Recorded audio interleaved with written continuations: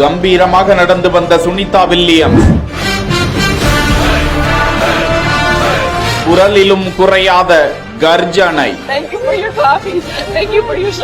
கடந்த ஆண்டு ஜூன் 5ஆம் தேதி சக விண்வெளி வீரரான புட்ச் வில்மோருடன் விண்வெளி ஆய்வு மையத்திற்கு சென்று அங்கு போயிங் ஸ்டார் லைனர் விண்கலத்தில் தொழில்நுட்ப கோளாறு ஏற்பட அதனை அவர்கள் எதிர்பார்க்கவில்லை. பூமிக்கு திரும்புவது தடைப்பட்டு போனது. அதனைத் தொடர்ந்து தீவிர முயற்சியில் 9 மாதங்களுக்கு பிறகு எலான் மஸ்கின் ஸ்பேஸ் எக்ஸ் நிறுவனத்தின் உதவியுடன் சுனிதா வில்லியம்ஸ் உட்பட வீரர்கள் 4 பேர் பாதுகாப்பாக பூமிக்கு திரும்பினர். இனி சுனிதா வில்லியம் அவரின் வாழ்க்கை முழுவதும் அனைவருக்கும் ஒரு முன்னோடி. அவர் கற்ற கல்வி, துல்லியம், ஆர்வம், தொழில்நுட்பம், விடாமுயற்சி அனைத்தும் பிறருக்கு எடுத்துக்காட்டு. முக்கியமாக சகிப்புத்தன்மை, அவர்களது மன உறுதி. நாடு விட்டு நாடு அல்ல, கண்டம் விட்டு கண்டம் அல்ல, இந்த அண்ட சராசரத்தில் விண்ணில் சிக்கிக் கொண்ட ஒரு பெண்மணி மீண்டு வந்தது குறித்த அற்புதமான காட்சி.